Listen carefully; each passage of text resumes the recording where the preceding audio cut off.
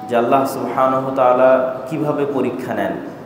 আল্লাহ সুবহানাহু ওয়া তাআলা বলেন, আম হাসিবতুম আন তাদখুলুল জান্নাহ, হে ঈমানদারগণ, তোমরা কি মনে করে নিয়েছো যে তোমরা এত সহজেই জান্নাতে প্রবেশ করবে? ওয়ালাম্মা ইয়াতিকুম মাসালুল লাযীনা খালাউ মিন ক্বাবলিকুম, অথচ তোমাদের উপর সেই বাধা বিপত্তি, সেই জুলম অত্যাচার এখনো আসেনি। যেই বাধা বিপত্তি, যেই জুলম অত্যাচার তোমাদের পূর্ববর্তীদের উপর এসেছিল। মাসাতহুমুল বাসা ওয়া দাররা, এবং তাদেরকে বিপদ আপদ এমনভাবে ঘিরে ধরেছিল যে তাদের পা কেঁপে যাচ্ছিল, তারা অবিচল থাকতে পারছিল না। এমনকি তারা বলতে বাধ্য হয়েছিল, মাতা নাসরুল্লাহ, আল্লাহর সাহায্য কখন আসবে। তারা এবং নবীরা বলতে বাধ্য হয়েছিল, আল্লাহর সাহায্য কখন আসবে।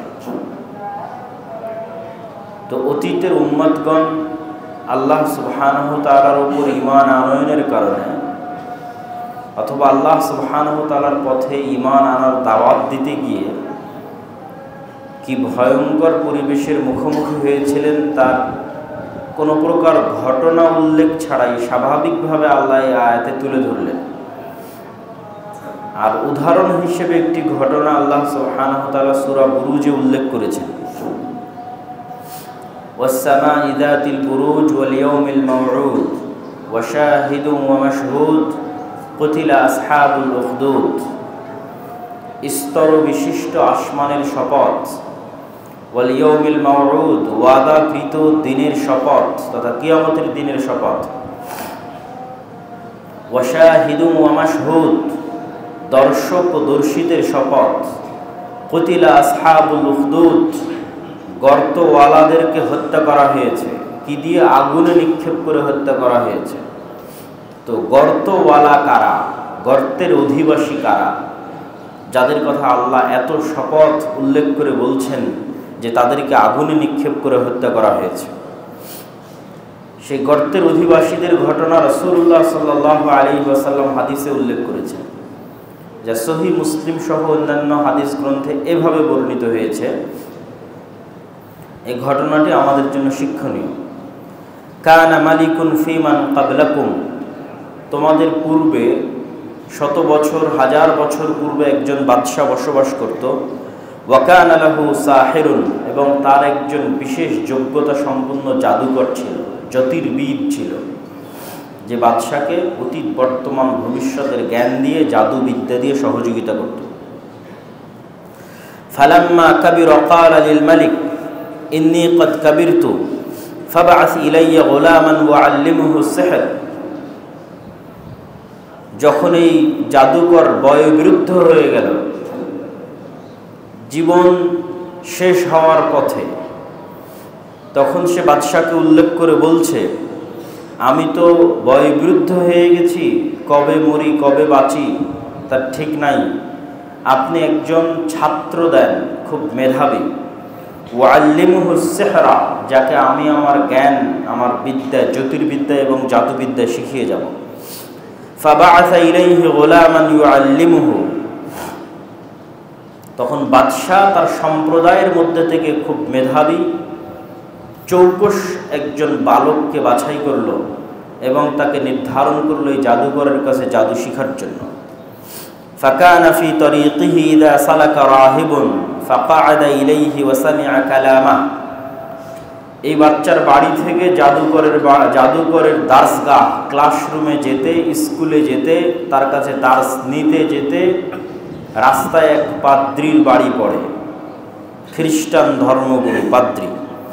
ফাকাআদা ইলাইহি ওয়া সামিআ কালামা, সে যেমন জাদুকরের কাছে জাদুবিদ্যাও শিখে, রাস্তায় থেমে পাদ্রীর কাছে আল্লাহর বাণীও শিখে, আল্লাহ সুবহানাহু ওয়া তাআলার কালামও শিখা শুরু করে। ফাআজাবাহ, ধীরে ধীরে তার কাছে জাদুকরের চাইতে পাদ্রীর শিখানো কথাগুলো ভালো লাগতে লাগে। ফাকানা ইযা আতা আস-সাহির মাররা বির-রাহিব ওয়া ক্বাআদা ইলাইহি ফাইযা আতা আস-সাহির দারাবাহু ফাশাকা যালিকা ইলা আর-রাহিব। রাস্তায় যেতে যখন পাদ্রীর নিকটে বসে তার দার্স এবং তার তাদরিস শুনতে অনেক সময় দেরি হয়ে যায়, ফলত জাদুকরের নিকটে পৌঁছতেও দেরি হয়। তা একদিন জাদুকর তাকে শাস্তি আরোপ করে, জেনে বুঝে হোক অথবা না জেনে হোক, দেরি হওয়ার কারণে শাস্তি প্রদান করে। সেই শাস্তির বর্ণনা এই বালক পাদ্রীর নিকটে তুলে ধরে। পাদ্রী তাকে বলে, এরপরে যদি তোমার কখনো দেরি হয় তাহলে তাকে বলবা তোমার বাড়ির লোকের কারণে তোমার দেরি হয়েছে, আর যাওয়ার পথে আমার কাছে জ্ঞান অর্জন করতে গিয়ে যদি বাড়িতে পৌঁছতে দেরি হয় তাহলে বাড়ির লোককে বলবা জাদুকরের কাছে দেরি হয়েছে। তথা দুই জায়গার যে জায়গায় দেরি হবে তার আগের জায়গার নাম বলবা, আমার নাম বলবা না যে আমার কাছে দেরি হয়েছে। এভাবেই দিন যায় রাত যায়। ফাবাইনামা হুয়া কাযালিক ইযা আতা আলা দাব্বাতিন আযীমাতিন ক্বাদ হাবাসাতিন নাস। হঠাৎ একদিন রাস্তায় বিশাল প্রাণী রাস্তা বন্ধ করে পড়ে আছে, মানুষজন এপার থেকে ওপার যেতে পারছে না প্রাণীর ভয়াবহতায়, দুই পারে মানুষজন জমা হয়ে আছে। তখন এই বালক বলল, আজকেই সুযোগ, আমি জেনে নিতে চাই জাদুকর সত্যবাদী না পাদ্রী সত্যবাদী, কে সত্যবাদী।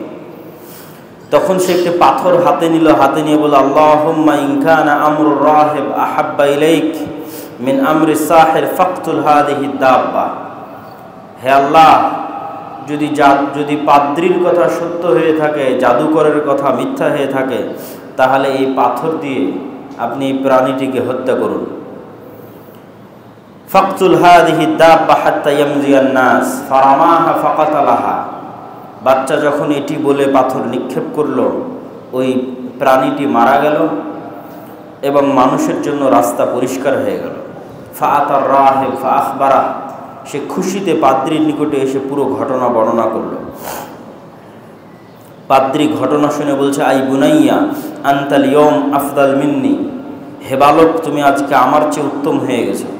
কদ বালাগা মিন আমরিকা মা আরা ওয়া ইন্নাকা সাতুবতালা। তুমি এমন এক পর্যায়ে পৌঁছে গেছো যে আল্লাহ তোমাকে পরীক্ষা করবেন। ফাইন ইবতুলিতা ফালা তাদুল্লু আলাইয়া। যদি আল্লাহ তোমাকে পরীক্ষা করে তাহলে আমার নাম বলিও না। এই যে এটি হলো আমাদের মূল আলোচ্য বিষয়। পাদ্রী তাকে বলছে যে তুমি এমন এক পর্যায়ে পৌঁছে গেছো যে আল্লাহ সুবহানাহু ওয়া তাআলা তোমাকে পরীক্ষা করবে।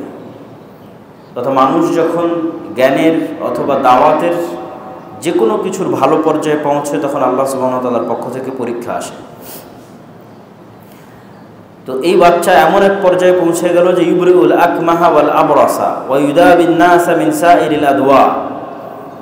সে মুস্তাজাবুদ দাওয়া হয়ে গেল, দোয়া করলে কবুল হয়ে যায় সাথে সাথে। তো কোনো ব্যক্তি যখন অন্ধ অবস্থায় আসে, দোয়া করে ফু দিয়ে দিলে অন্ধত্ব ভালো হয়ে যায়। অসুস্থতা নিয়ে আসে, দোয়া করে দিলে অসুস্থতা ভালো হয়ে যায়। এই খবর একদিন জালিসুল লিল মালিক, বাদশার এক মন্ত্রীর নিকটে পৌঁছে গেল। বাদশার মন্ত্রী অন্ধ ছিল। তো বাদশার সেই মন্ত্রী অনেক হাদিয়া তোহফা সহ এই বালকের নিকট উপস্থিত হয়ে বলছে, ইন আনতা শাফিতানি ফাকালা ইন্নী লা আশফি আহাদান ইন্নামা ইয়াশফিল্লাহ। মন্ত্রী বলছে, আমি শুনেছি তুমি অনেক মানুষকে আরোগ্য দান করো, তো আমার এই অন্ধত্ব একটু ভালো করে দাও। বালক উত্তরে বলছে, লা আশফি আহাদা, আমি কাউকে আরোগ্য দান করি না। ইন্নামা ইয়াশফিল্লাহ, বরং আল্লাহ আরোগ্য দান করে। ফাইন আনতা আমানতা বিল্লাহি দাআউতুল্লাহ, যদি তুমি আল্লাহর উপর ঈমান আনয়ন করো আমি তোমার জন্য আল্লাহর কাছে দোয়া করতে পারি। ফাশাফাক আল্লাহ, আল্লাহর উপর ঈমান আনয়ন করলে এবং আমি দোয়া যদি করি, আল্লাহ যদি দোয়া কবুল করে, আল্লাহ তোমাকে ভালো করেও দিতে পারে। ফাআমানা বিল্লাহ ফাশাফাহুল্লাহ। ওই মন্ত্রী তখন আল্লাহর উপর ঈমান আনয়ন করলো, বালক আল্লাহর কাছে দোয়া করলো, ওই মন্ত্রী অসুস্থতা থেকে সুস্থ হয়ে গেল, অন্ধত্ব ভালো হয়ে গেল। ফাআতাল মালিক ফাজালাসা ইলাইহি কামা কানা ইয়াজলিস। পরের দিন যখন মন্ত্রী সভায় গেছে, বাদশাহ তাকে দেখে আশ্চর্য, বলছে, মান রাদ্দা আলাইকা বাসারাক, কি ব্যাপার, তুমি চক্ষু কিভাবে ফিরে পেলে? তখন মন্ত্রী বলছে, রব্বি, আমার প্রতিপালক আমাকে চক্ষু ফিরিয়ে দিয়েছেন। ক্বালা ওয়ালাকা রব্বুন গায়রি। বাদশাহ বলছে, তোমার কি আমার ব্যতীত অন্য কোনো প্রতিপালক আছে? তখন মন্ত্রী বলছে, রব্বি ও রব্বুকাল্লাহ, আমার এবং আপনার সবার প্রতিপালক আল্লাহ। ফাআখাযাহু ফালাম ইয়াজাল ইউআযযিবুহু, বাদশা তখন তাকে গ্রেফতার করলো এবং তাকে শাস্তি প্রদান শুরু করলো। হাত্তা দাল্লা আলাল গোলাম, যতক্ষণ না এই মন্ত্রী ওই গোলামের নাম না বলল এবং সে ওই গোলামের নাম বলে দিল যে আমি তার কাছ থেকে দীক্ষা গ্রহণ করেছি। ফাকাল লাহুল মালিক আই বুনাইয়া ক্বাদ বালাগা মিন সিহরিক মা তুবরিউল আকমাহ ওয়াল আবরাস ওয়া তাফআল। ফাকাল ইন্নী লা আশফি আহাদান ইন্নামা ইয়াশফিল্লাহ। ফাআখাযাহু ফালাম ইয়াজাল ইউআযযিবুহু হাত্তা দাল্লা আলা রাহিব। তারপর এভাবে শাস্তি দিতে দিতে ওই পাদ্রী পর্যন্ত পৌঁছে গেল বাদশাহ। ফাজিআ বির রাহিব, তারপরে সেই রাহিবকে ডেকে আনা হলো। ফাকিল লাহু ইরজি আন দীনিক, সেই পাদ্রীকে ডেকে আনা হলো। বাদশাহ বলল, তুমি সকল নষ্টের মূল, তদন্তে এটি প্রমাণিত হয়েছে। ইরজি আন দীনিক, তোমার দিন থেকে ফিরে আসো। তখন পাদ্রী বলল, ফাআবা, সে দিন থেকে ফিরে আসতে অস্বীকার করলো। ফাদাআ বিল মিনশার ফাওয়াদা আল মিশারা ফি মাফরাকি রাসিহি ফাশাক্কাহু, তখন বাদশাহ একটি করাত নিয়ে একজন কাঠুরেকে ডেকে পাঠালো এবং করাত এই পাদ্রীর মাথার উপর বসানো হলো এবং চিড়ে পা পর্যন্ত ফেড়ে দেওয়া হলো। ফাশাক্কাহু হাত্তা ওয়াকা শিক্কাহু সুম্মা জিআ বিজালিসিল মালিক ফাকিল লাহু ইরজি আন দীনিক, তারপর মন্ত্রীকে বলা হলো তুমিও তোমার দিন থেকে ফিরে আসো। ফাআবা, সেও তার দিন থেকে ফিরে আসতে অস্বীকার করলো। ফাওয়াদা আল মিশারা ফি মাফরাকি রাসিহি, তাকেও একইভাবে করাত দিয়ে চিড়ে ফেলা হলো। ওয়াকা শিক্কাহু সুম্মা জিআ বিল গোলাম ফাকিল লাহু ইরজি আন দীনিক, যখন গোলামের কাছে আসলো যে তুমি তোমার দিন থেকে ফিরে আসো, গোলামও দিন থেকে ফিরে আসতে অস্বীকার করলো। তখন বাদশাহ গোলামের জন্য এক অভিনব শাস্তির ব্যবস্থা করলেন। বলেন, ইযহাবু বিহি ইলা জাবাল কাযা ওয়া কাযা ফাসআদু বিহিল জাবাল ফাইদা বালাগতুম যারওয়াতাহু ফাইন রাজা আন দীনিহি ওয়া ইল্লা ফাতরাহু। বাদশাহ তার মন্ত্রী, সভাসদ বা কর্মচারী যারা আছে তাদেরকে বললো, এই বালককে নিয়ে তোমরা এই দেশের সর্বোচ্চ পাহাড়ে চলে যাও, সর্বোচ্চ পাহাড়ের চূড়ায় গিয়ে তাকে বলো সে তার দিন থেকে ফিরে আসে কিনা। যদি সে তার দিন থেকে ফিরে না আসে তাহলে পাহাড়ের সর্বোচ্চ চূড়া থেকে তাকে নিক্ষেপ করে দাও। ফাতরাহু ফাযাহাবু বিহি ফাসাইদু বিহিল জাবাল, তারা তাকে নিয়ে সেই পাহাড়ের সর্বোচ্চ চূড়ায় পৌঁছে গেল।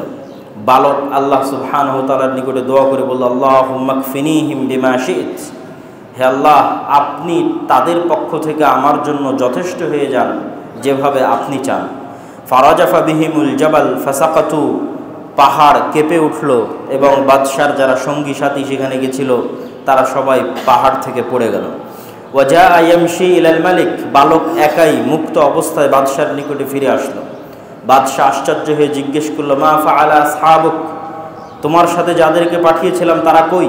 ক্বালা কাফানিহিমুল্লাহ ফাদাফা, তাদের জন্য আল্লাহ যথেষ্ট হয়ে গেছে। বালক উত্তরে বলল, কাফানিহিম, তাদের জন্য আল্লাহ আমার পক্ষ থেকে যথেষ্ট হয়ে গেছে। বাদশাহ নতুন এক দল সাথে দিল এবং বলল, ইযহাবু বিহি ফাহমিলুহু, তোমরা একেবারে নদীতে নিয়ে যাও এবং নদীর মধ্যে ফাতাওয়াসসাতু বিহিল বাহর, নদীর একদম মধ্যে, সমুদ্রের একদম মধ্যে নিয়ে যাও। নিয়ে গিয়ে বলো, ফাইন রাজা আন দীনিহি, সে তার দিন থেকে ফিরে আসে কিনা। যদি দিন থেকে ফিরে না আসে ফাকযিফুহু, তাহলে তাকে তোমরা নদীতে নিক্ষেপ করো, সমুদ্রে নিক্ষেপ করো। তখন বাদশার সঙ্গী সাথী তাকে নিয়ে নদীর মধ্যে, সমুদ্রের মধ্যে চলে গেল। বালক আল্লাহর কাছে দোয়া করল, আল্লাহুম্মা কফিনিহিম বিমা শি'ত, হে আল্লাহ আপনি তাদের পক্ষ থেকে আমার জন্য যথেষ্ট হয়ে যান। ফানকাফাত বিহিমুস সাফিনা ফাগরিকু, সমুদ্রে ঢেউ উঠতে লাগলো, নৌকা উলট পালট খেতে লাগলো, অন্যরা সবাই পড়ে গেল। ফাগরিকু, পড়ে ডুবে গেল।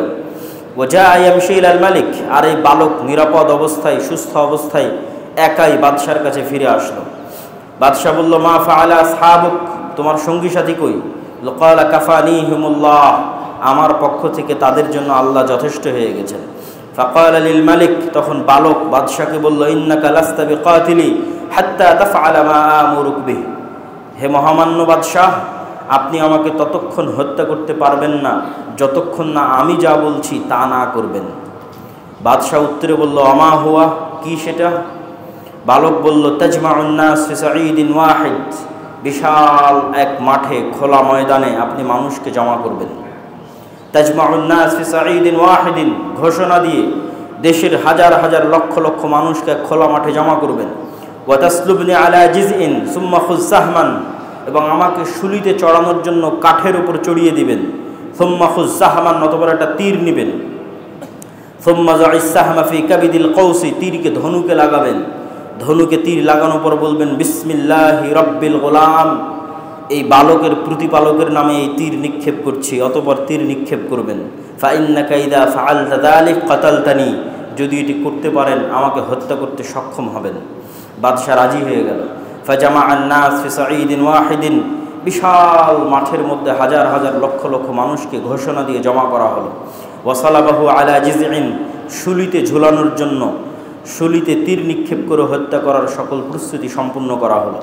সুম্মা আখাযা সাহমান সুম্মা ওয়াদাআ আস-সাহম ফি কাবিদিল কৌস সুম্মা ক্বালা বিসমিল্লাহি রাব্বিল গোলাম, এবং তীর নিয়ে ধনুকে লাগিয়ে বলা হলো ওই আল্লাহর নামে এই তীর নিক্ষেপ করছি যে আল্লাহ এই গোলামের প্রতিপালক, রব্বুল গোলাম এই বালকের প্রতিপালক। সুম্মা রামাহু ফাওয়াকা আস-সাহম, তীর নিক্ষেপ করা হলো, তীর বালকের বুকে এসে বিঁধে গেল এবং সে সেখানেই মারা গেল। ফাকাল আন-নাস আমান্না বিরব্বিল গোলাম, উপস্থিত হাজার হাজার লক্ষ লক্ষ মানুষ বলল একসাথে, আমরা এই বালকের প্রতিপালকের প্রতি ঈমান আনয়ন করলাম। আল্লাহু আকবার। ফাউতিয়াল মালিক ফাকিল লাহু আরাআইতা মা কুনতা তাহদার কদ আল্লাহ নাযালা বিক হাদরাক কদ আমানা আন-নাস, বাদশা বলল আমি যে আশঙ্কা করছিলাম, যে আশঙ্কার কারণে এই বালককে হত্যা করলাম, সে আশঙ্কাই তো বাস্তবায়ন হয়ে গেল। মানুষ তো ইসলাম গ্রহণ করে নিল, দিনের উপর আল্লাহর উপর ঈমান আনয়ন করে নিল। ফাআমারা বিফিল উখদুদ ফি আফওয়াহিস সাকিক, তখন এক বিশাল উপত্যকার মধ্যে বিশাল এক গর্ত খনন করার আদেশ দিল বাদশা, এবং সেখানে আগুন লাগানোর জন্য কাঠ জমা করার জন্য আদেশ দিল। কাঠ জমা করে সেখানে আগুন লাগিয়ে দেওয়া হলো। বিশাল গর্তে আগুন লাগানোর পর বাদশা বলল ওমান লাম ইয়ারজি আন দীনিহি ফাহমুহু ফিহা, যারা যারা নিজ নিজ দিন থেকে ফিরে আসবে না তারা যেন এই আগুনের গর্তে নিক্ষেপ করা হয়, তারা যেন আগুনের গর্তে ঝাঁপিয়ে পড়ে। ফাফআলু, মানুষজন ঈমান পরিত্যাগ না করে এভাবে আগুনের গর্তে ঝাঁপ দিতে লাগলো এবং আগুনে পড়ে নিহত হতে লাগলো। হাত্তা জাআত ইমরাআতুন ওয়া মাআহা সাবিয়্যুন, এমনকি একজন মেয়ে আসলো, যেই মেয়ের কোলে একটি ছোট বাচ্চা আছে। ফাতাকা আসাদ, যে তার বাচ্চাকে দুধ পান করায়। তখন ওই মহিলা দ্বিধাগ্রস্ত হয়ে গেল, আমি তো এই আগুনের কষ্ট সহ্য করতে পারবো, আমার বাচ্চার কি হবে। যখন সে দ্বিধাগ্রস্ত হয়ে গেল তখন তার কোলের বাচ্চা কথা বলে উঠল, ইয়া উম্মি ইসবিরি ফাইন্নাকা আলাল হক, হে আমার মা আপনি ধৈর্য ধারণ করে আগুনে ঝাঁপিয়ে পড়ুন, কেননা আপনি সত্যের উপর আছেন। আল্লাহু আকবার। এই পুরো ঘটনাই হচ্ছে আসহাবুল উখদুদের ঘটনা, যাদের ঘটনা আল্লাহ সুবহানাহু ওয়া তাআলা কোরআন মাজিদে উল্লেখ করেছেন, বিস্তারিত বিবরণ রাসূল সাল্লাল্লাহু আলাইহি ওয়াসাল্লাম দিয়েছেন। এই লম্বা ঘটনা বলে আমরা কি বুঝাতে চাচ্ছি? আল্লাহর ওই আয়াত আবারও পড়তে চাচ্ছি। আম হাসিবতুম আন তাদখুলুল জান্নাহ ওয়ালাম্মা ইয়াতিকুম মাসালুল লাযীনা খালাউ মিন ক্বাবলিকুম, তোমরা কি মনে করছো জান্নাতে যাওয়া এত সহজ, অথচ তোমাদের উপর সেই রকম জুলম অত্যাচার এখনও আসেনি যেই জুলম অত্যাচার অতীতের মানুষদের উপর এসেছিল। তো অতীতের মানুষদের উপর কি জুলম অত্যাচার এসেছিল তার একটা নমুনা আল্লাহ সুবহানাহু ওয়া তাআলা কোরআনে উল্লেখ করেছেন, রাসূল সাল্লাল্লাহু আলাইহি ওয়াসাল্লাম হাদিসে উল্লেখ করেছেন। মানুষকে জীবন্ত আগুনে জ্বালিয়ে দেওয়া হয়েছে অথবা করাত দিয়ে ফেড়ে ফেলা হয়েছে, কিন্তু আমাদের সাথে তো তেমন কিছুই হয়নি। হয়তো মানুষ দিয়ে একটা গালি দিচ্ছে, হয়তো মানুষ দিয়ে একটা মিথ্যা অপবাদ দিচ্ছে, নিন্দা করছে, অথবা হয়তো এসে আপনার মসজিদ মাদ্রাসায় হামলা করছে, এই পর্যন্তই শেষ। কিন্তু এই রকম জুলম এবং অত্যাচার কিন্তু আমরা এখনো মুখোমুখি হইনি। এইরকম জুলম এবং অত্যাচারের তুলনা করলে বর্তমান ফিলিস্তিনের গাজার মুসলমানদের তুলনা করা যেতে পারে, যে তারা এই জুলম অত্যাচারের কাছাকাছি, অথবা এই জুলম অত্যাচারের মতো, অথবা এই জুলম অত্যাচারের চেয়ে বেশি। যেটি বলি না কেন তারা সেই পরীক্ষার মধ্যে দিয়ে অতিক্রম করতেছে। সম্মানিত উপস্থিতি, যখন মানুষ বিপদগ্রস্ত হবে, এইরকম জুলম এবং অত্যাচারের মুখোমুখি হবে, তখন তার আশ্রয়স্থল কোথায়? অনেক সময় দেখবেন বিপদগ্রস্ত হলে আমরা মানুষের কাছে আগে দৌড়াই। বিপদগ্রস্ত হলে আমরা মনে করি যে অমুকের কাছে গেলে, যেমন আগে যখন 16 বছর এক ফ্যাসিজম ক্ষমতায় ছিল, তখন কোনো বিপদগ্রস্ত করলে ওই দলের রাজনীতিবিদদের কাছে গিয়ে আশ্রয় না, তাদের কাছে এখন ক্ষমতা আছে। অথবা এখন আবার যারা এসেছে, ভবিষ্যতে আবার যারা আসবে, এরকম বিভিন্ন রাজনৈতিক দলের কাছে, বিভিন্ন ব্যক্তির কাছে কিন্তু আমরা আশ্রয় গ্রহণ করার প্রবণতা আমাদের আছে। এবং আমরা মনে করি যদি কোনো না কোনো এরকম কারো আশ্রয় আমরা না থাকি, তাহলে হয়তো আমরা বিপদ থেকে বাঁচতে পারবো না, হয়তো আমরা বিপদগ্রস্ত হয়ে ধ্বংস হয়ে যাব। তো এই যে আল্লাহ সুবহানাহু ওয়া তাআলা ব্যতীত অন্য আর কোনো কিছুর কাছে আশ্রয় খোঁজার প্রবণতা, সেটি ব্যক্তি হোক, সেটি ক্ষমতা হোক, দল হোক, সংগঠন হোক, যেটি হোক, আর কোনো কিছুর কাছে আশ্রয় খোঁজা বা সেটির প্রতি ভরসা করা, যে ভরসা করলে আমি বেঁচে যাব, সেটি কিন্তু যারা অতীতে আমাদের চলে গেছে, জুলম সহ্য করেছে, তাদের আদর্শের বিপরীত। তাদের আদর্শ হচ্ছে বিশ্বাসগতভাবে আগে আল্লাহর উপরই ভরসা রাখতে হবে। দুনিয়াবি ওসিলা হিসেবে মানুষ যে কোনো ওসিলা অবলম্বন করতে পারে, কিন্তু বিশ্বাসগত মজবুতি আগে থাকতে হবে, যে আমি একাই থাকি, হকের উপর থাকি, আমার সাথে কেউ না থাকুক, আমি হকের উপর থাকি, তো আমার জন্য কে যথেষ্ট? আল্লাহ সুবহানাহু ওয়া তাআলা যথেষ্ট। তো আল্লাহ সুবহানাহু ওয়া তাআলা যে যথেষ্ট, তার কিছু দলিল এবং লজিক আল্লাহ নিজেই কোরআনে তুলে ধরেছেন। সেই লজিকগুলো আমাদের বোঝা দরকার, যে আল্লাহ সুবহানাহু ওয়া তাআলা কেন যথেষ্ট এরকম জুলম এবং অত্যাচারের মুহূর্তে। الذين قال لهم الناس إن الناس قد جمعوا لكم فاخشوهم فزادهم إيمانا وقالوا حسبنا الله ونعم الوكيل। এই ঘটনাটি হচ্ছে উহুদ যুদ্ধের ঘটনা। উহুদ যুদ্ধের ঘটনা হচ্ছে সংক্ষিপ্ত ঘটনা, যে মুসলমানেরা যেই জায়গায় রাসূলুল্লাহ সাল্লাল্লাহু আলাইহি ওয়াসাল্লাম 40 জন তীরন্দাজ নিযুক্ত করেছিলেন, মুসলমানদের বিজয় দেখে তারা গনিমতের মাল জমা করার জন্য সেই জায়গা ছেড়ে দিয়ে যখন গনিমতের মাল জমা করতে যায়, তখন খালিদ বিন ওয়ালিদ পিছন দিক থেকে এসে আক্রমণ করে। খালিদ বিন ওয়ালিদের পেছন দিকের আক্রমণ এবং সামনের দিক থেকে যে কাফের মুশরিকরা পালাচ্ছিল, তারা যখন দেখে পিছন দিক থেকে খালিদ বিন ওয়ালিদ এসেছিল, তারাও ঘুরে দাঁড়ায়। তারাও যখন ঘুরে দাঁড়ায়, তখন দুই বাহিনীর মধ্যে পড়ে যায় মুসলমানেরা।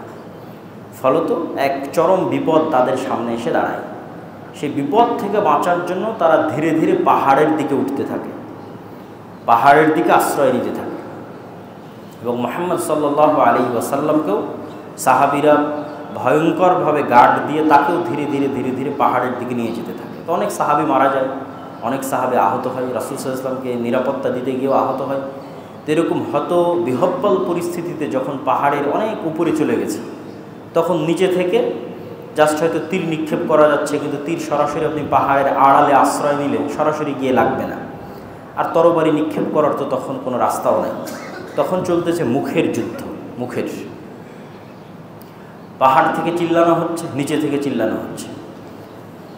তো নিচে থেকে চিল্লিয়ে মক্কার কাফের মুশরিকরা বলছে যে আল্লাযীনা ক্বালা লাহুমুন নাস ইন্নান নাসা ক্বাদ জামাউ লাকুম, বলছে আমরা আরও বড় সৈন্য সামন্ত মক্কা থেকে নিয়ে এসে জমা করতেছি, তোমরা কোথায় যাবা দেখতেছি, কেমনে তোমরা আশ্রয় নেবা দেখতেছি, আরও এরকম শত শত মানুষ আসতেছে মক্কা থেকে তোমাদেরকে ধরার জন্য। তো এটা নিচ থেকে চিল্লানো হচ্ছে। তো এই নিচ থেকে চিল্লিয়ে যে তারা ভয় দেখাচ্ছে সাহাবীদেরকে, তো আল্লাহ সুবহানাহু ওয়া তাআলা কোরআন মাজিদে বলছে ফাযাদাহুম ঈমানা, এই ভয় দেখানোতে সাহাবীদের ঈমান আরও বেড়ে গেল। তারা তখন বলছে হাসবুনাল্লাহ ওয়া নি'মাল ওয়াকিল, আমাদের জন্য সাহায্যকারী হিসেবে জনসংখ্যা, মানুষজন, অস্ত্রপাতি, তরবারি এগুলো নয়, হাসবুনাল্লাহ, আমাদের জন্য কে যথেষ্ট? আল্লাহ যথেষ্ট। ওয়া নি'মাল ওয়াকিল, এবং আমাদের প্রকৃত এবং উত্তম অভিভাবক, দায়িত্বশীল হচ্ছেন আল্লাহ সুবহানাহু ওয়া তাআলা। ওয়াকিল শব্দের অর্থ হচ্ছে দায়িত্বশীল, শাব্দিক অর্থ। আমরা যখন কোনো মামলা লড়ি আদালতে, তখন আপনি নিজেও কিন্তু সেই মামলা লড়ার অধিকার রাখেন, যে আসামি সে নিজেই তার মামলা মুভ করতে পারে, কেউ বাধা দিবে না আপনাকে। কিন্তু যেহেতু আইন কানুনের ফকর আমরা জানি না, এই জন্য আমরা আমার মামলা লড়ার দায়িত্ব একজন উকিলকে দিই, যে ভাই তুমি আমার স্থলাভিষিক্ত, তুমি আমার মামলাটা আমার হয়ে আদালতে লড়াই করবা। তাহলে আমার জেল জুলুম, আমার মুক্তির পুরো দায় দায়িত্বটা আমি নিশ্চিন্তভাবে কার উপর দিয়ে দিচ্ছি? উকিলের উপর দিয়ে দিচ্ছি। তো এই দায়িত্ব প্রদানটাকেই বলা হয় ভরসা। তো আল্লাহ সুবহানাহু ওয়া তাআলা কোরআন মাজিদে একদম এভাবেই তার জন্য তিনি শব্দ প্রয়োগ করেছেন, এইভাবেই যে তোমরা আল্লাহ সুবহানাহু তাআলাকে দায়িত্বশীল হিসেবে গ্রহণ করো। আল্লাহ সুবহানাহু তাআলা কোরআন মাজিদে বলেন, রব্বুল মাশরিকি ওয়াল মাগরিব লা ইলাহা ইল্লাহু ফাত্তাখিযহু ওয়াকিলা। পূর্ব এবং পশ্চিমের প্রতিপালক যিনি, যিনি ব্যতীত ইবাদতের যোগ্য কেউ নাই। ফাত্তাখিযহু ওয়াকিলা, তোমাদের যদি কাউকে দায়িত্ব দেওয়ার প্রয়োজন হয় তাহলে তোমরা তাকেই দায়িত্ব প্রদান করো। তো দায়িত্ব প্রদান করার বিষয়টা কেমন একটু উদাহরণ দিয়ে বললে আপনাদের জন্য আরও স্পষ্ট হবে, তাহলে আল্লাহর উপর ভরসার বাস্তবতাটা কি সেটাও স্পষ্ট হবে। ধরেন আপনি এখন মারা যাচ্ছেন, আপনি কোনো দুরারোগ্য ব্যাধিতে আক্রান্ত, হয়তো ক্যান্সারে আক্রান্ত, 1-2 মাস পর মারা যাবেন। তখন আপনি আপনার ভাইকে বলতেছেন, ভাই আমার তো ছোট ছোট ছেলে মেয়ে আছে, তো তোমাকে আমি আমার ছেলে মেয়ের দায়িত্ব দিয়ে গেলাম, তুমি একটু দেখে শুনে রাখিও। এ হলো দায়িত্ব দেওয়া, মানে আপনার অনুপস্থিতিতে আপনার ছেলে মেয়েকে দেখাশোনার দায়িত্ব আপনি তার উপর দিচ্ছেন। মানুষ বলে যে মানুষের কথোপকথনে বলে যে উপরে আল্লাহর নিচে তোমার হিল্লাই দিয়ে দিলাম, মানে তোমার দায়িত্বে দিয়ে দিলাম। তখন আপনি যে আপনার ভাইয়ের দায়িত্বে দিয়ে দিচ্ছেন, এই যে দায়িত্ব, আল্লাহ সুবহানাহু ওয়া তাআলা বলতেছে এই দায়িত্বটা তোমরা আমার উপর দাও। এই জিনিসটা অনুভব করতে হবে যে দায়িত্বটা মানে কি। ঠিক এভাবেই আল্লাহ বলতেছে যে এই দায়িত্বটা তোমরা আগে আমার উপর দাও। ধরেন আপনি বাড়ি থেকে বের হয়ে যাচ্ছেন, বাড়ি ঘর তালা মেরে দিয়ে বের হয়ে যাচ্ছেন, তো আপনি আগে এই বাড়ি দেখাশোনার দায়িত্ব দারোয়ানের উপর দিবেন, না বাড়িতে কোনো আত্মীয় স্বজনের উপর দিবেন, না এটার দায়িত্ব আগে কার উপর দিবেন? আল্লাহর উপর দিবেন। আল্লাহ এইটা বলতেছে যে তোমরা আগে আমার উপর দায়িত্ব দাও, আমাকে দায়িত্বশীল হিসেবে গ্রহণ করো। তোমাদের যে কোনো কাজের দায়িত্বশীল হিসেবে তোমরা কাকে গ্রহণ করতে পারো? আল্লাহকে গ্রহণ করতে পারো। ফাত্তাখিযহু ওয়াকিলা, তার উপর দায়িত্ব দাও। কেন তার উপর দায়িত্ব দিবা, তার অনেক লজিক আল্লাহ সুবহানাহু ওয়া তাআলা কোরআনে উল্লেখ করেছে বিভিন্ন আয়াতে। তার 2-1টা আয়াত আমি আপনাদের সামনে তুলে ধরি যে কেন আপনি আল্লাহ সুবহানাহু ওয়া তাআলাকে দায়িত্বশীল হিসেবে তাকে দায়িত্ব দিবেন।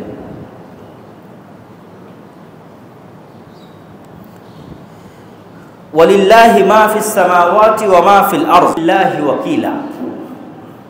আল্লাহকে দায়িত্ব দেওয়ার 1 নম্বর কারণ, আপনি আজকে যখন মাহমুদপুরে আছেন তখন মাহমুদপুরের স্থানীয় কোনো নেতা আপনাকে হেল্প করতে পারে। আমরা যখন ব্রাহ্মণবাড়িয়ায় গেছি তখন ব্রাহ্মণবাড়িয়ার হেফাজতের নেতা হয়তো আমাদেরকে হেল্প করতে পারে, তার কাছে আমরা সাহায্য নেওয়ার জন্য গেছি, কিন্তু সে আপনাকে এখানে হেল্প করতে পারবে না। অথবা বাংলাদেশের বাইরে বের হয়ে যান, যে বাংলাদেশের প্রধানমন্ত্রীও আপনাকে আমেরিকাতে কোনো হেল্প করতে পারবে না।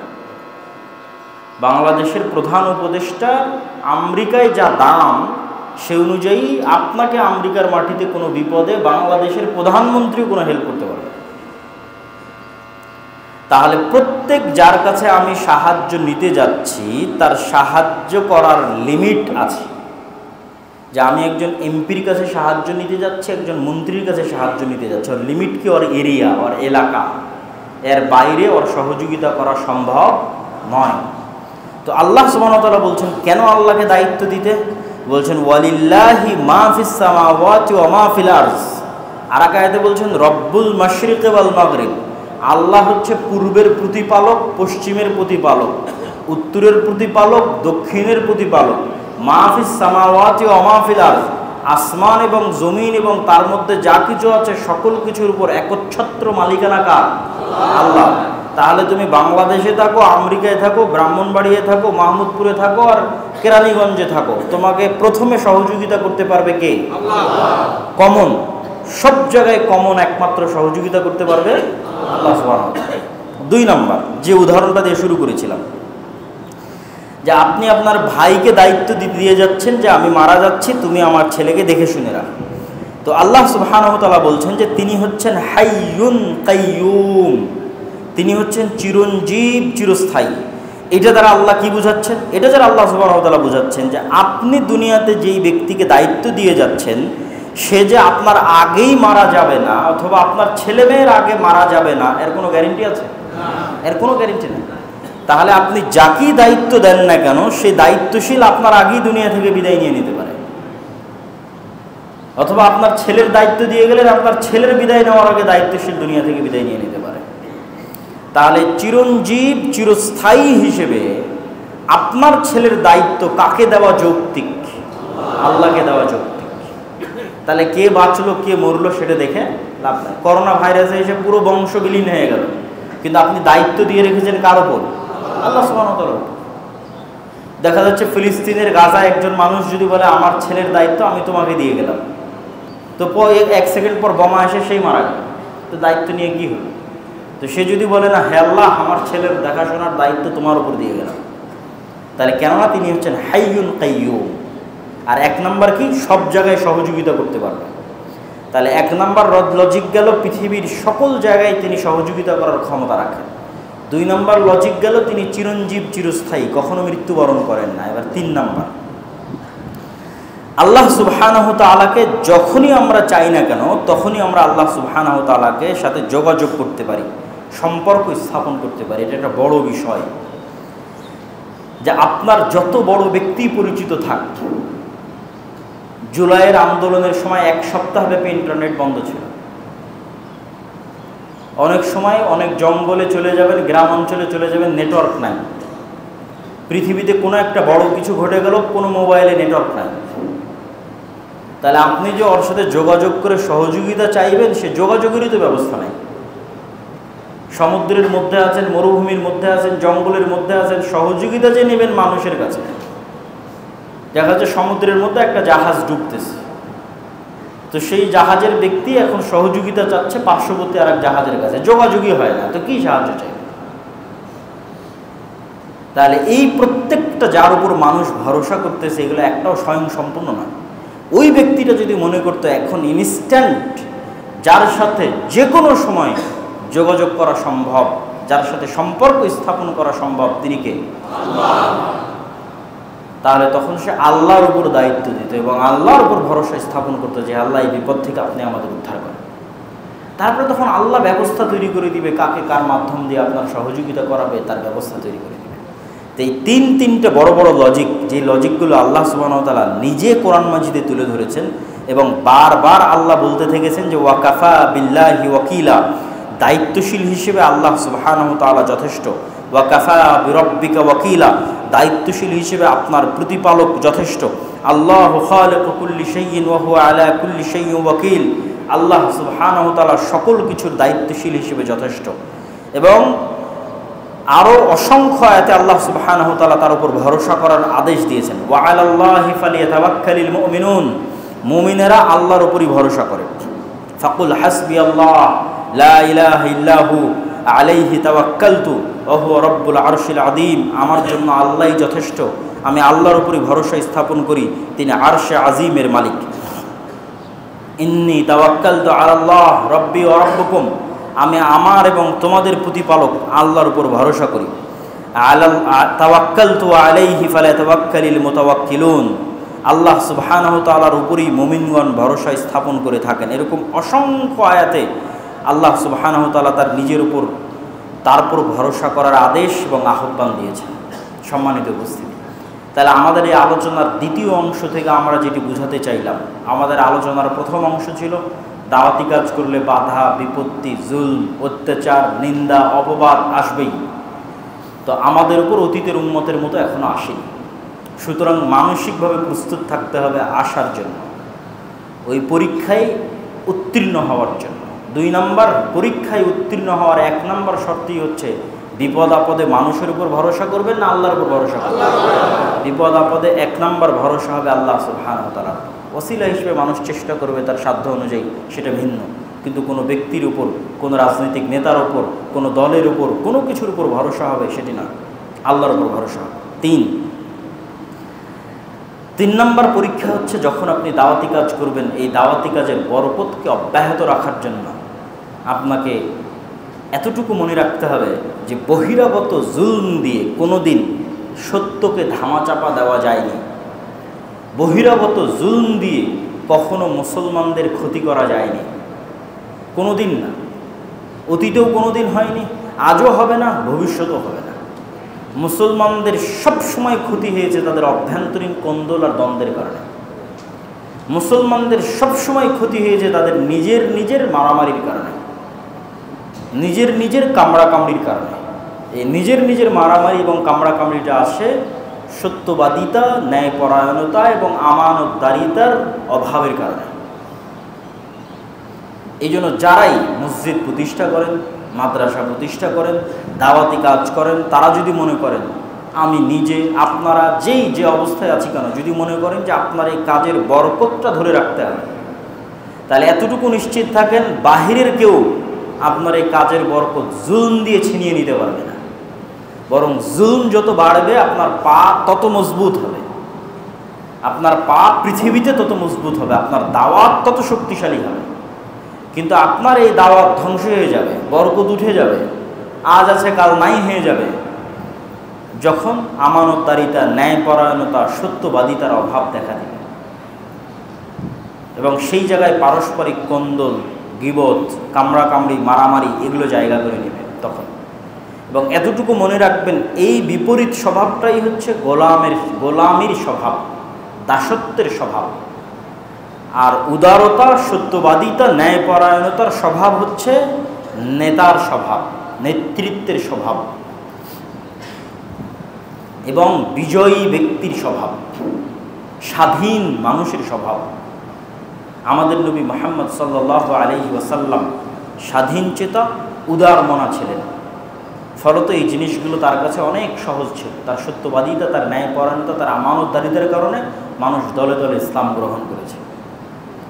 একটা ছোট্ট ঘটনা সংক্ষিপ্ত আকারে শুধু আল্লাহর নবীর এটির উপর বলে বক্তব্যের শেষের দিকে চলে যাব। কোনো এক যুদ্ধের সময়, কোনো এক সফরের সময় কোনো পানির ব্যবস্থা নাই, এমন এক জায়গায় পৌঁছে গেছেন আল্লাহর নবী, তার সাহাবীদের সহ পানির ব্যবস্থা নেই। তো সাহাবীদের তিনি পাঠিয়েছেন পানির অনুসন্ধানের জন্য, একদম শর্টকাটে বলতেছে।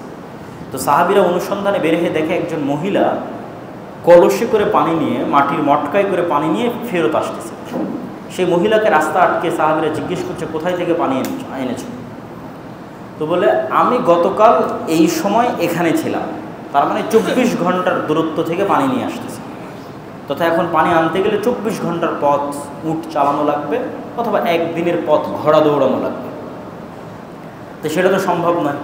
তো বলে, আমাদের নবী মুহাম্মদ সাল্লাল্লাহু আলাইহি ওয়াসাল্লাম তোমার সাথে একটু কথা বলতে চায়। তো মহিলা বলে, কোন নবী?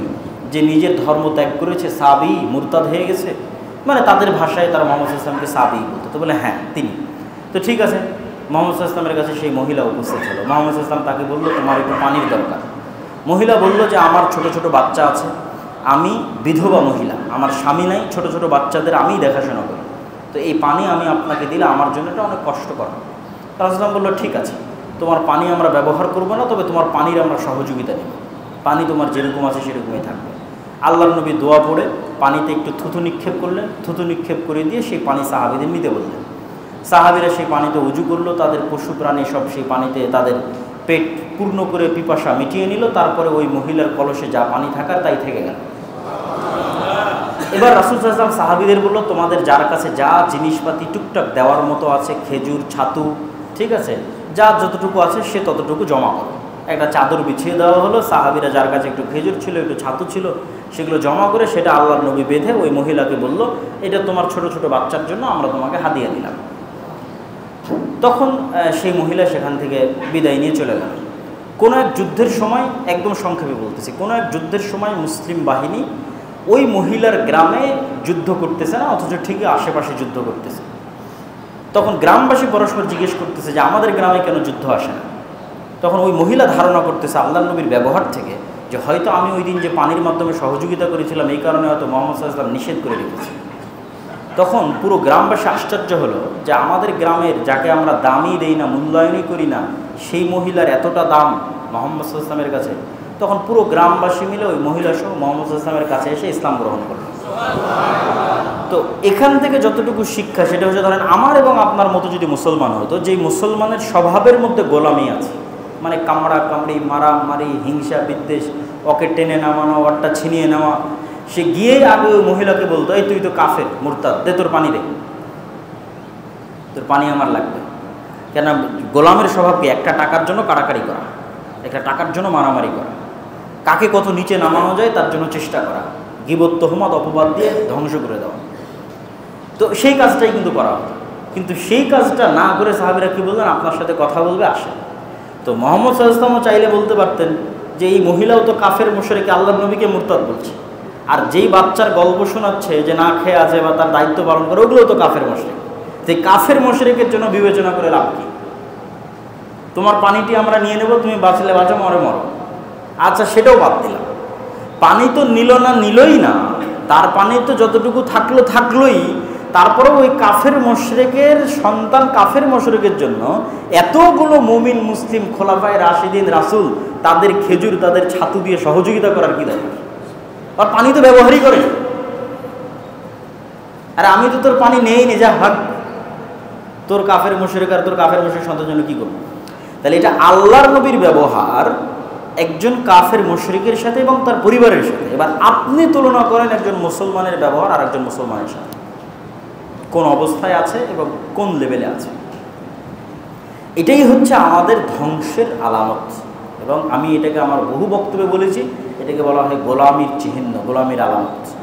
আমাদেরকে আত্মমর্যাদা সম্পন্ন, স্বাধীন, উদার মনের নেতৃত্বের গুণাবলী সম্পন্ন হতে হবে। এই জন্য আল্লামা ইকবাল বলেছিলেন ইউরোপ সফরের পর, সাবাক ফিরসে পর সাদাকাত কা, আদালত কা, শুজাআত কা, লিয়া জায়েগা তুঝসে কাম, দুনিয়া কি ইমামত কা। যে মুসলমানেরা তোমাদের মধ্যে সব আছে, সালাত, সিয়াম, হজ, জাকাত, ইসলামের যেগুলো বেসিক রিচুয়ালস, ইসলামের যেগুলো আনুষ্ঠানিকতা, সেগুলো সবই তোমাদের মধ্যে আছে। মুখে দাড়ি বলো, মাথায় টুপি বলো, সব আছে। কিন্তু নাই কি? তোমাদের মধ্যে ন্যায়পরায়ণতা, সত্যবাদিতা এবং আমানতদারিতার অভাব আছে, যেটা তোমাদের নবীর ছিল, তোমরা সেটা হারিয়ে ফেলেছ। ধরেন, উদাহরণ হিসেবে ধরেন এই জামালপুরেরই কত মানুষ আপনারা এখানে মসজিদে এসেছেন, সালাত আদায় করছেন, সিয়াম পালন করছেন, হজ করছেন, ওমরা করছেন, কিন্তু দেখেন আপনার বোনকে তার বাপের সম্পত্তিতে আপনি ন্যায়ের ভিত্তিতে সম্পত্তি বুঝিয়ে দেননি। দেখা যায় যমুনার চরে যেটা পানিতে ডুবে আছে ওটা বোনকে দিয়েছেন, যেটা ভালো বেলেছে আছে সেটা আপনি নিজে নিয়েছেন। তাহলে আপনার মধ্যে ইসলামের সব আছে, আসল জিনিসটাই তো নাই, যেটা আল্লাহর নবীর ছিল। ন্যায়পরায়ণতা নাই, সত্যবাদিতা নাই, আমানতদারিতা নাই। আপনারাই যখন দেখবেন যে গ্রামে বিয়ে হচ্ছে, এলাকায় বিয়ে হচ্ছে, যৌতুকের ভিত্তিতে বিবাহ হচ্ছে। যৌতুকের ভিত্তিতে বিবাহ কেমন নাই? মানুষের উপর জুলুম, মানুষের উপর অত্যাচার। তাহলে এরকম আপনি বাছাই করে খুঁজে খুঁজে দেখেন, কি মসজিদ, কি মাদ্রাসা, কি আপনার আলেম ওলামা, কি সমাজের দায়িত্বশীল এসপি, মন্ত্রী, ওসি, ডিসি, এসপি, মন্ত্রী সব দেখবেন প্রধান অতিথি, বিশেষ অতিথি ইসলামী জালসা। গত 16 বছরও ছিল, তাহাজ্জুদ গুজারও ছিল, হাজি ছিল, ওমরাকারীও ছিল, কিন্তু ছিল না কি? তার নিজের দায়িত্বে সৎ এবং ন্যায়পরায়ণ ছিল না। এই কারণেই তো দেশ ধ্বংস হয়ে গেছে। এই জন্য মুসলমানদের এই নেতৃত্বের এই গুণগুলো অর্জন করতে হবে, তাহলে তারাও স্বাধীন হবে এবং পুরো পৃথিবীকে নেতৃত্ব দিতে পারবে ইনশাআল্লাহ। আজকে দেখেন যে এই যে এত বৃহৎ আন্দোলনের পর বাংলাদেশের একটা সুন্দর পরিবেশ, এই সুন্দর পরিবেশের মধ্যে দেখবেন পাল্লা দিয়ে বাংলাদেশের রাজনৈতিক দলগুলো পার্শ্ববর্তী দেশের কাছে মাথা বিক্রি করে দিচ্ছে, পাল্লা দিয়ে। কেন? এটাই হচ্ছে গোলামীর স্বভাব। এইভাবেই যখন স্পেন ধ্বংস হওয়ার সময় ছিল, ওই সময়ের ইতিহাস পড়ে দেখবেন যে কিভাবে স্পেনের মুসলমান আমির ওমারারা আর মুসলমান আলেম ওলামাদের গ্রুপেরা পার্শ্ববর্তী ইউরোপিয়ান খ্রিস্টানদের কাছে বিক্রি হয়ে যেত, কিভাবে একজন আরেকজনের বিরোধিতা করার জন্য। মানে এইটা পার্শ্ববর্তী দেশের কাছে গোলাম হতে যাচ্ছে কেন? আরেকজনকে সরিয়ে নিজে ক্ষমতায় যেতে চাচ্ছে। তাহলে যে যত বড় গোলাম হবে তে তাড়াতাড়ি ক্ষমতায় যাবে। ক্ষমতার নেশায় গোলামি বরণ করে নিচ্ছে। তো এইটা হচ্ছে আমাদের রাষ্ট্রের টপ লেভেল থেকে নিয়ে একদম নিম্ন লেভেল পর্যন্ত সেম অবস্থা। তো আজকের আমার এই আলোচনার সারমর্ম এতটুকুই যে দাওয়াতি কাজ করলে, আল্লাহর পথে দাওয়াত দিলে বিপদ আপদ আসবে। অতীতের উম্মতের মতো আমাদের উপর আসেনি। আসলে 1 নম্বর ভরসা হবে আল্লাহ সুবহানাহু ওয়া তাআলার উপর। কোনো মানুষের উপর নয়, কোনো ব্যক্তির উপর নয়, কোনো কিছুর উপর নয়, কোনো রাজনৈতিক দলের উপর নয়, কোনো কিছুর উপর নয়। সহযোগিতা নিব, কিন্তু ভরসা থাকবে আল্লাহর উপর, যাতে আদর্শে কম্প্রোমাইজ না করতে হয়। যখনই কোনো ব্যক্তি দলের উপর ভরসা করবেন, দেখবেন আপনি আদর্শে কম্প্রোমাইজ করেছেন বাঁচার জন্য। আর যখন ভরসা আল্লাহর উপর, সহযোগিতা করলে করবে, না করলে এভাবে মারা যাব। যেভাবে আপনাদের সামনে ঘটনা তুলে ধরলাম বালক এবং অত্র অঞ্চলের মানুষের।